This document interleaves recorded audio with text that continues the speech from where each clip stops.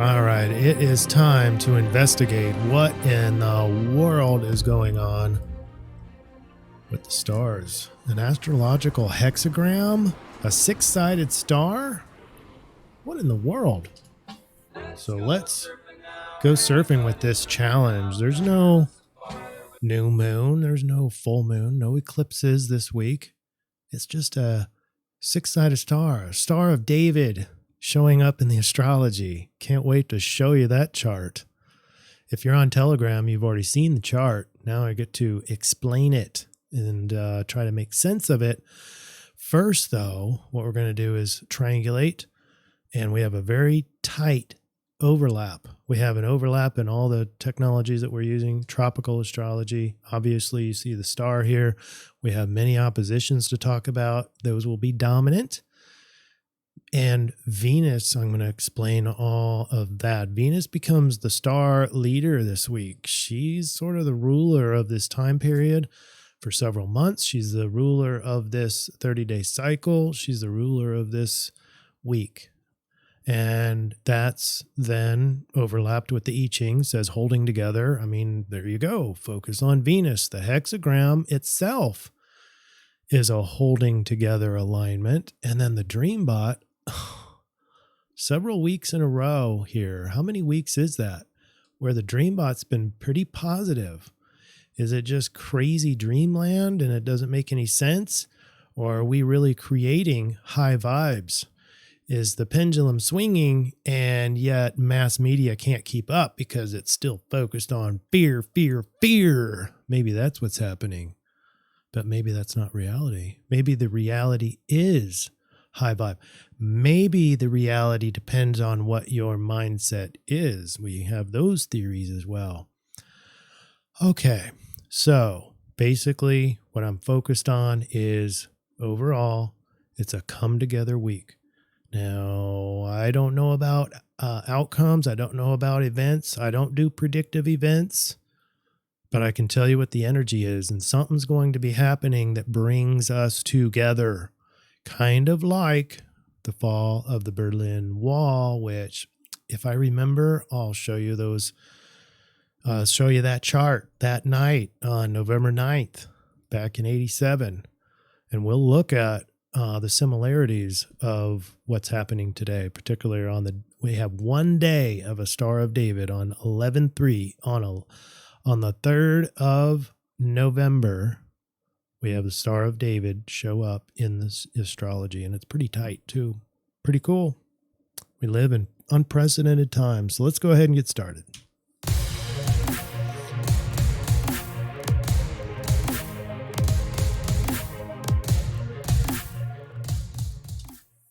And can we take a second to do a shout out for Not For Me to Say? You won this week's Best Comment Award.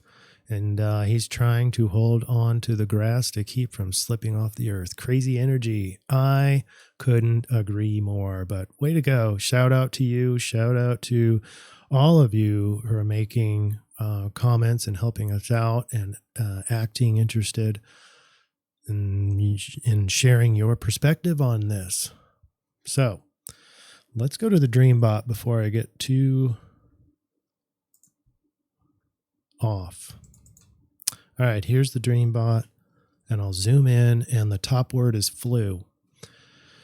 So high vibes. Now, flu by itself, but sunny, extend, higher, raise. It's raising. There's even freedom in there. So very free and up there. So high vibes is the red, and the theme in the green is very positive, extremely positive, but it's in a sort of a utilitarian view.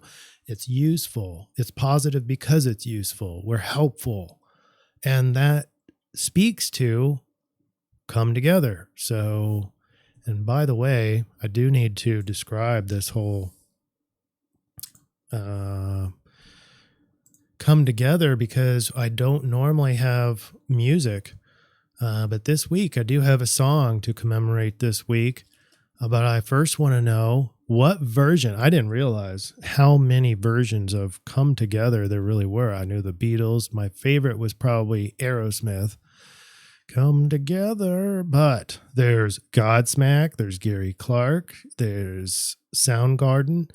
Michael Jackson did a version. What is your favorite version of Come Together? And I would like to propose another song that I've actually already put out in, if you remember way back when. Shout out to those of you who can remember this song. It's the same title, Come Together. It doesn't have the Right Now in there though. It's by Trapt, Trapt. I didn't put a link down, but go look up that song and see if this really makes sense, extra sense this week, because we have dualities. This is the test of the dualities this week. And those of us who can transcend in a very Venus Libra orientation will be the most successful. This, I want to talk about the eclipse cycle. I do this every week, but just briefly, just to show you in this blue window, this is where we are. We're post both eclipses, the new moon, the full moon, and we're in between the Taurus lunar eclipse and Scorpio new moon. But get this, Venus rules this whole cycle. Why? Because it's mainly a Libra. Ruler of Libra is Venus, but also Taurus.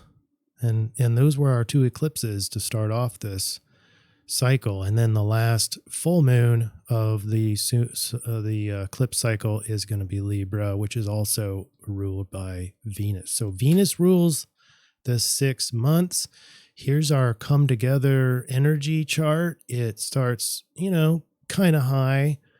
It is contentious at first. So this come together doesn't really start in earnest until Friday, 11/3. And then from there, we end the week with Venus going into Libra, going home. So that strengthens her come togetherness. All right, we're going to lose Saturn this week in the retrograde planets. He is going to turn and go direct in Pisces, and that'll be midweek. The big foot stomper here is Venus opposed Neptune. We're going to talk about these oppositions. There's a lot of oppositions, which means duality. It means cognitive dissonance, because if we don't, we're kind of hardwired. Humans are kind of hardwired for cognitive dissonance. Cognitive dissonance is when there are two polar opposites and inhale and exhale basically, and you get glommed onto just the inhale, just one side of the polarity. And cognitive dissonance says that you will even go judge the other side and justify why you've chosen this side, and talking about how bad the other side is, when you need inhale and exhale. You need both or else you die. And that's the test this week, to see if we can transcend duality and see the big picture. And you have the astrology to help you. That's what's so crazy. All right, let's get started, because there's a lot to talk about. So here's our setup to the six-sided Star of David. This is not the Star of David yet. As you can see, we're missing some points over here. So the big picture right now on Thursday the 2nd is opposition. It's conflict, but it's duality. Conflict because we have Mercury and Uranus in a perfect contraparallel. That's the inclination. That means Mercury in Scorpio, Uranus in Taurus. These are opposed and they're pretty tight. They're going to be the second biggest energetic opposition, the biggest duality. And then the biggest one this week is going to be Venus and Neptune. And that's going to be on our Star of David day tomorrow, Friday the 3rd. But let's stay big picture here, because we have a bunch of Scorpio. Oh, by the way, we start with 6 water signs, 5 fixed signs. The fixed water is Scorpio. So all these planets together have this backdrop, this canvas of Scorpio, right? But we have the opposition. So we got 3 planets in Scorpio, and we have, that's a fixed sign, and we have opposition to Taurus. And it's a very strong opposition, made even stronger with the contraparallel on one of them, the Mercury and Uranus. So what we have is Scorpio fixed versus Taurus fixed. It's a fixed opposition, which means it's even more contentious. We have the unstoppable force of Scorpio meeting the immovable object, the big tank in the way, which is Taurus. We have fire and ice. What do you say? Fire? This is a water sign. Well, some people akin this level of passion and power in Scorpio they akin it to, that's not a verb. They liken it. That's not a word either. They match it up to a fire sign because it's just that fiery. And even though it's a water sign, and then you've got ice. Well, we have resisting change to embracing transformation. That's Scorpio is the transformation because it has Pluto as the ruler. To control versus the need to convince. So you got a lot of archetypes there, and it's extremely tight, extremely strong. Now, since we're going to talk a lot about the star in the next day, let's talk about these oppositions. By the way, this Scorpio versus Taurus hangs around all week. And the other thing that hangs around all week is Mercury and Uranus in opposition. Mercury in Scorpio, Uranus in Taurus. Thoughts are electric. Uranus is electricity. We have verbal or communicative lightning. You have communication tightrope. You can have sparks of insight. I like this one, mental breakdancing. We can have revolutionary ideas. That's an easy one. And then let's talk about Venus and Neptune, because this goes exact on the 3rd, which is tomorrow, and Venus contraparallel Neptune, making it extra conflicted. So we have the tug of illusions. We have love's mirage. And I like seeing the mirror in the lake below you. Look down and visualize see your face in a mirror image, but then some water ripples come along and it destroys the scene that you're seeing.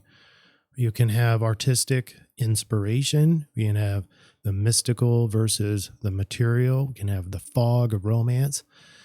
Imagine dancing with illusions. That's a really good one. Imagine dancing on the dance floor. It's a very Venus activity, and yet you're kind of stepping on each other's toes.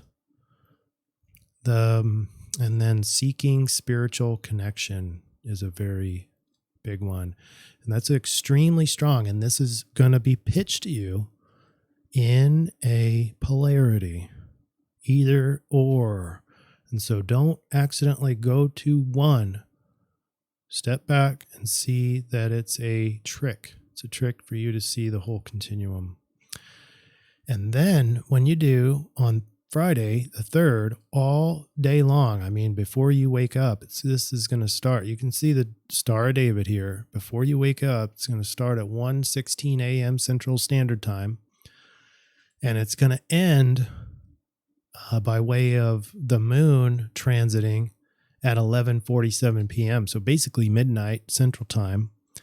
It's going to start close to midnight the morning of the 3rd, and it's going to end the midnight evening of the 3rd. So all day on the 3rd. Now, the tightest alignment on this, there's a lot of requirements that we have to make a 6-sided star. First, I'd like to propose that there are no squares here.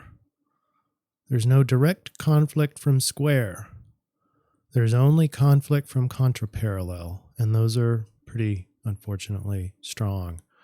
But it pulls you into this duality on multiple fronts. So let me talk to you a little bit about the six-sided star, not the meaning of it per se, but the technical aspects of it. Basically, you have two grand trines. One of them is on Venus, Venus grand Earth trine that we've been talking about since last week. But you have in order to make a six-sided star in astrology, you have to have three oppositions, which we have more than that, obviously. But here is one. Venus and Neptune is two, and then Pluto and the moon makes the third opposition. You also have to have the two grand trines overlapped opposite of each other, which we do. And then because you have to have 60 degrees between these oppositions and the grand trines, these become sextiles. And at the climax of this is at 12:34 p.m. It's about noon Central Time. And this is the most sextiles you're going to have. So you have 1, 2, 3, 4, and then all you're missing are these two. And that's because these are just out of alignment. That's actually pretty close. And I've got the orb set at 4 degrees. So these are just outside. It's not like it's off by that much. But this is the time where Venus and part of fortune are perfectly conjunct at 24 degrees, 59 minutes. And that's at 12:34 p.m. I find that fascinating. It's right in the heart of the climax window being from the tightest alignment from 8:15 a.m. to 5:25. So right in the middle of that is around midday, which Venus happens to be right at the part of fortune. And it's going to be a highlighted scenery, highlighted on Venus, highlighted on one of the points of the star. I'd like to contend, if you look at my orientation chart here on the lower right of your screen, Venus I've made is the biggest player here for all those reasons. All the different layers, Venus rules. And at the end of the week, Venus will go into Libra. So that alone is justification. All right, so now just a little bit on the six-pointed star, i.e. Star of David. Some people say it's the Star of Solomon, and it has a long history. And although I think there's more data on the swastika, basically got hijacked by the Nazis. It was an ancient symbol, and I find it very ironic that both the swastika and the Star of David sort of arise at the same time in a more modern sense when it does have a long history. I find that interesting because those two are a continuum. You know, the far extreme is the swastika and what it resembled, and then the other side is this Star of David. There's in its own right, these two symbols are kind of like a continuum, if you will, or at least it was made that way to represent, and find that fascinating. But in ancient symbology, these two basically grand trines come together, and they're in reverse. And so this means something. So just a big picture, and then we'll go into a little more detail in the different avenues of meaning, is big picture in astrology. This is a very rare alignment. We've already talked about how this technically lasts all day on the 3rd. It means harmonious balance, which is strange because we just talked about how everything was dualistic this week with all the oppositions. It brings the oppositions together. We could say it's a spiritual awakening, might be some sort of a spiritual portal, if you will, portal towards coming together, or events that just naturally make us come together. Healing and integration is another one. Some people say balancing dualities because the yin and the yang. I would like to propose that it's more merging the dualities, because balancing the dualities keep them sort of apart. And now you have to balance it like a teeter-totter. But that's not the Star of David. That's not the hexagram. The hexagram is you're actually merging those two opposites together. And we have a universal connection. So in that light, let's go back into the ancients. Obviously, a lot of people, the first thing they think is Judaism or Jerusalem or even Zionism. But if you go back into the more recent history, the Kabbalah represents the harmonious balance. It's on that tree of life.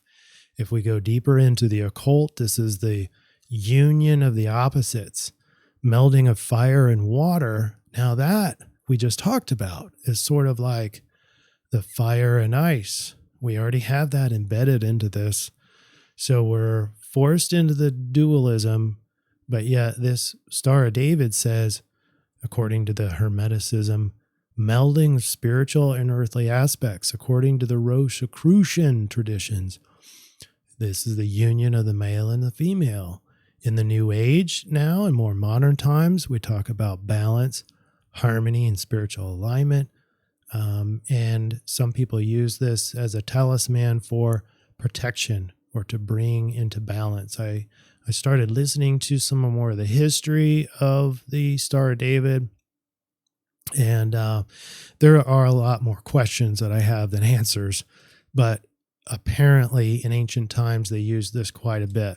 They thought that if you meld all the different aspects together, which in dualism you only have two. If you meld those two aspects together, you've got protection and balance.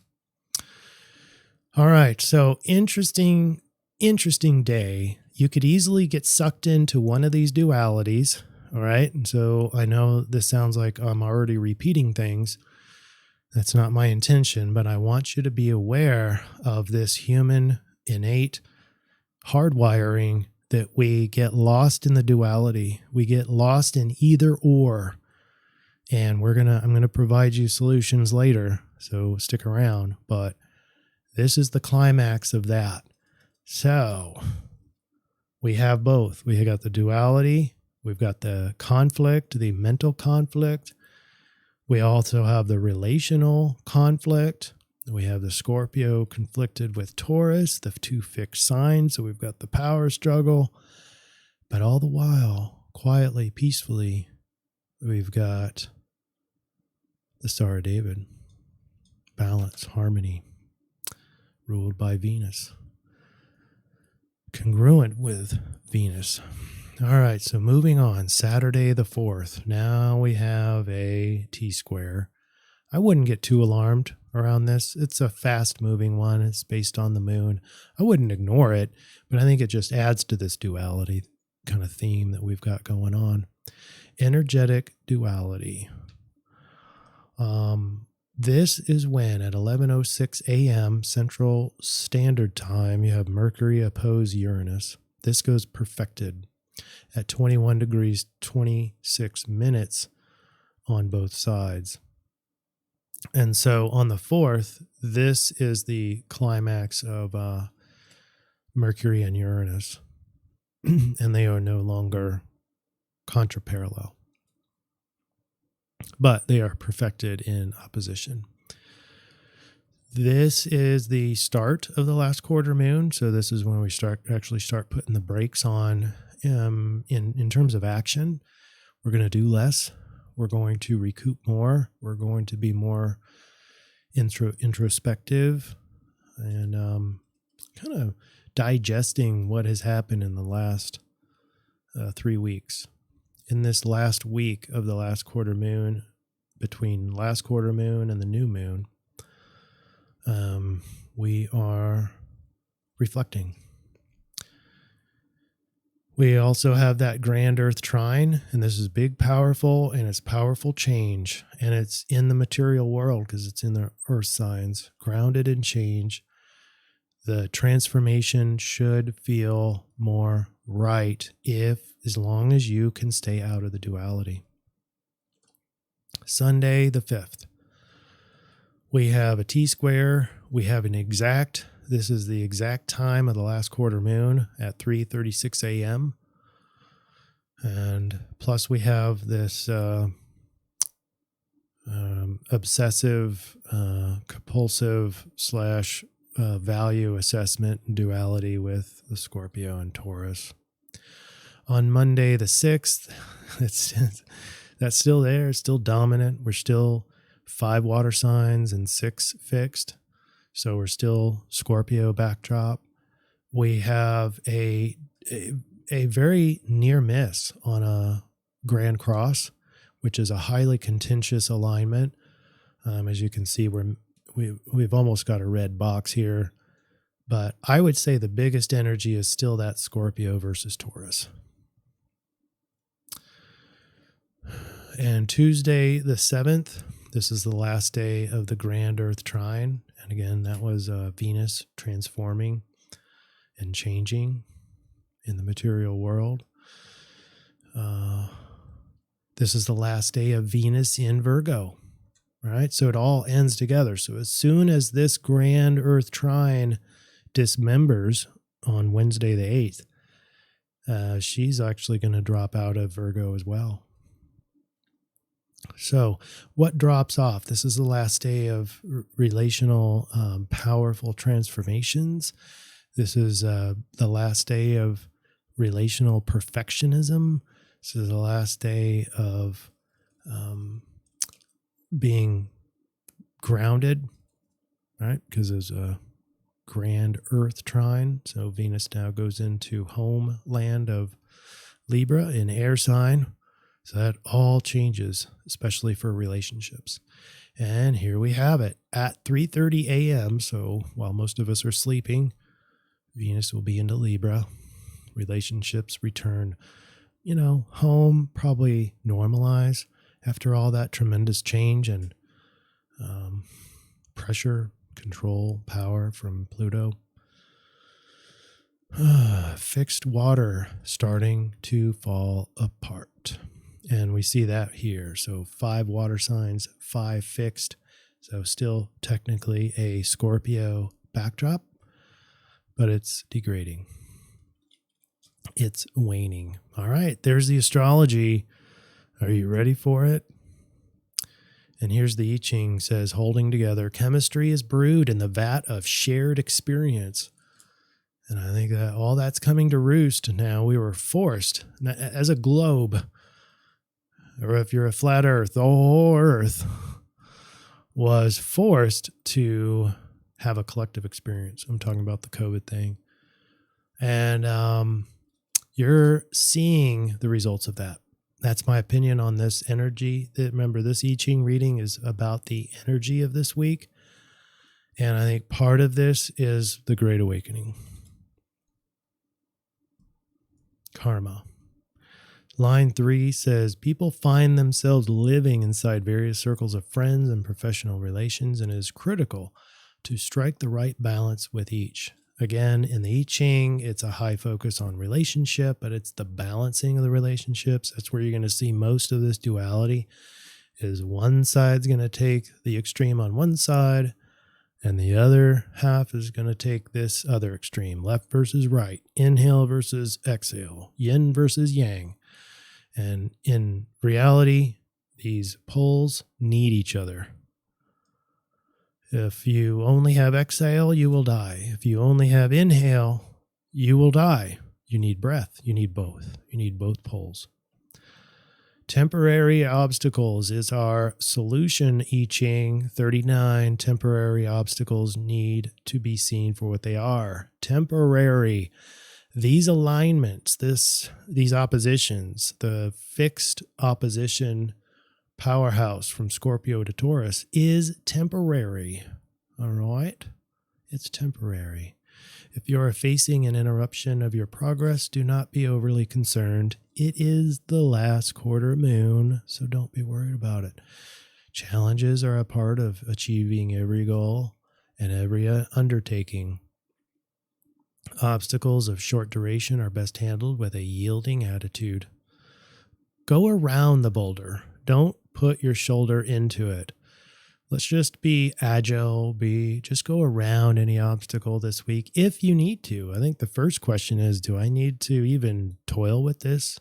Because it's the last quarter moon. Doing less is more. And here's our conversion chart. And as I paused there because I was just remembering, I was going to show you the astrology of the Berlin Wall and how that sort of relates to today's, well, not today, but 11/3, Friday, November 3rd. So this is at the climax of our Star David alignment. And we're looking at Venus because she rules everything in multiple layers. That goes to hexagram 6 in the rave. And we also just barely get a sidereal Virgo, which with this will really ground us if you do that protocol. So the rave is hexagram 6. This is conflict, the fundamental design component of progress. So that's one of the advantages of being able to see the conflict itself. Conflicts are, by their very nature, polarities. And when you can see the polarity in the two different poles and navigate it correctly, you can make great amount of progress. At the climax, actually, during the entire Star of David, Venus will be in line 3. At 11 p.m. Central Standard Time, Venus transits out of, and so when the star disassembles, Venus is now in line 4. But, so all day Venus will be here in line 3. That's allegiance. This is just more come together, right? The ability to secure support and create strength out of a weak position when connected to the harmonic gate 59. Well, that doesn't apply here. But the destruction of old forms through union. Okay, so now here's my correlation here. My example of destruction of old forms through union is the fall of the Berlin Wall. They wanted to separate us, and we didn't allow it. We came together. And now I want to go back up just briefly before we go to the solution slide. Again, I want you to compare this astrology chart to what was in the Berlin Wall. First of all, no squares, right? We have multiple oppositions, and we have lots of trines and sextiles. So let me go over and show you the Berlin Wall. I'll drag that over. Here it is. So that was November 9th, 1987. It was in the evening, so I included German time in this. This is still Central Time, but it's symmetrical, and it has no squares in it. It has an opposition, and the oppositions are actually pretty important. One thing it does have that is precise to what we have on the 3rd is Mars oppose Jupiter. And look, Mars opposed Jupiter is extra conflicted there. And this is as the wall is starting to be torn down. And you don't have a Star of David, but we have the 2 that are about 60 degrees off. We're just missing the 3rd. And so my point is we have a lot of the same elements, the symmetry, the sextiles, the trines, the oppositions. In fact, one of the exact oppositions. And so I'm thinking this energy of the Berlin Wall in 1987 this energy is steroids of the same energy that you saw in the Berlin Wall. So that's why I'm believing the DreamBot when it says very useful, very positive, high vibes, and coming together. I believe all that because of what we've seen in the past, astrologically speaking, and this is even more profound, more energetically dominant, and it's a together profile. So anyway, profound to me, and wouldn't be surprised if it was profound to you. Oh, you know what I didn't do? We're going to just do this all at once. Here's the summary slide. I'm going to summarize the influence. And here we go. This week is the big dance with duality due to massive and conflicted oppositions in the astrology. Shockingly, its harmonic antidote, the six-pointed star, shows up on Friday, 11/3, with a very, very rare astrological alignment with great visual appeal and overlapping grand trines. It's so technically close to a perfected Star of David. So even though it's Team Scorpio versus Team Taurus, two fixed signs all week, the emphasis on holding together are even stronger. I mean, stronger, with Venus at the helm, symbolized by the hexagram on 11/3, that's the Star of David, and by the strong emphasis on Venus, especially on 11/8, when she enters home in Libra. And I've got a picture of the Berlin Wall that evening in Germany when they were coming together. They didn't let divide and conquer beat them. Now, ironically, the rave is exactly the same energy. And so it's destruction of old forms through union. Let that sink in. It's not just coming together. It's the act of coming together, which is in the astrology on 11/3. It's destruction of the old forms through union, through coming together, through Venus action. So here's our solution. We have temporary obstacles. Remember, just for the last quarter moon, do you want to even toil with this? I would just stop there if you can, and maybe put the task away, to maybe just turn around and not even deal with it. If you normally incline to procrastination, that may not be a good choice, but definitely consider going around it. Just go the easy route. Temporary obstacles. It's the last quarter moon. You got Sidereal Virgo, so it is pay attention, right? And then you have the rave mandala that says destruction of old forms through union. While the influence may alarm you, this dualistic strength and the fixed V fixed, a discretionary eye on the solution should have a more calming effect. Not that it will be easy nor void of struggle. Start by thinking in terms of slowing down. That's the shifting down into gear that says last quarter moon. The further out you can see the obstacle, and the slower you go, the further out you will be able to see the obstacle, the quicker you'll be able to go around it instead of toiling with it. Now, it doesn't mean that you're not allowed to toil with obstacles. Some are unmistakable, and it's the last quarter moon, but you got a challenge that you just have to toil with. And so, okay, I'll do that.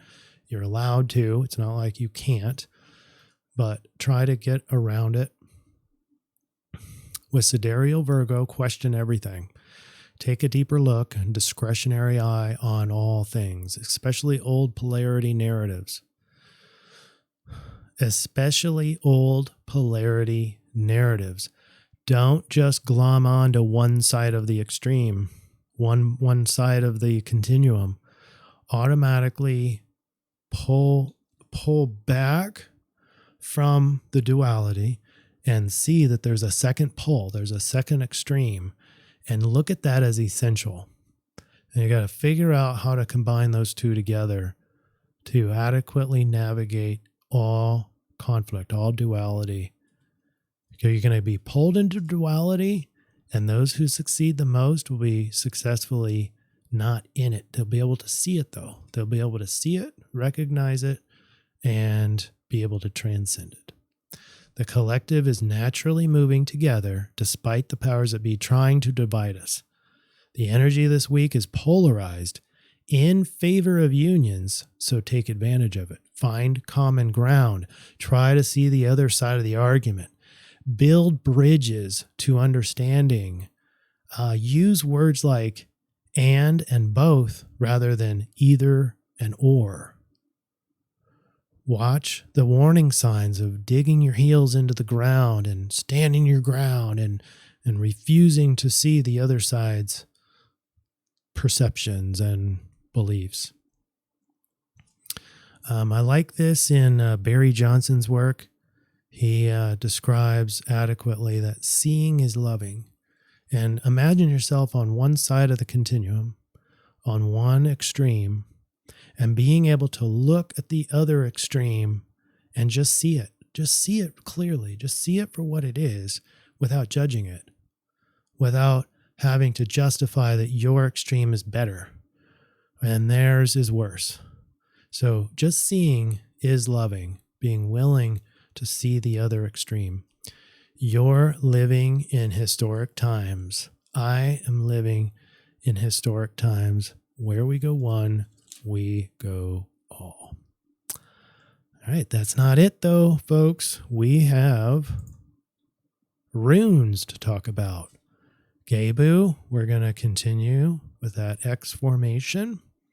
And this is all about the Libra influence, the Libra cycle, the 6-month cycle. And then Sowilo, looks like a Z or an S. And this is about victory over darkness. This is the energy of the reunion between East and West Germany. And I think that was 87, actually. Typo there. But vitality, bursting optimism, light, energy, good health, success. This is Sowilo, and it's meant to continue what the DreamBot showed us, which is victory, which is high vibes, which is opportunity. And the key is just transcending duality. So the statement I am going to use, like every minute, is I transcend duality. I can see the two poles. I can see the polarity. I can see the value in both polarities. And I can navigate duality by seeing and not by avoiding. All right, everybody. Man, I hope this made sense. I hope it is applicable for you.